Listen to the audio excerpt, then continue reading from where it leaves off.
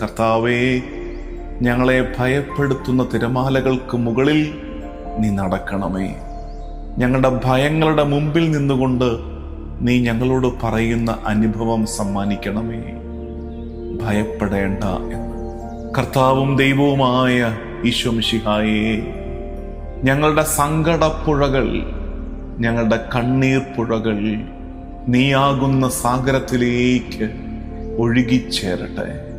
കർത്താവേ, ഇന്നീ നേരത്തും ഞങ്ങളെ അലട്ടുന്ന എല്ലാ ആശങ്കകളുടെയും മുകളിലൂടെ നീ നടക്കണമേ.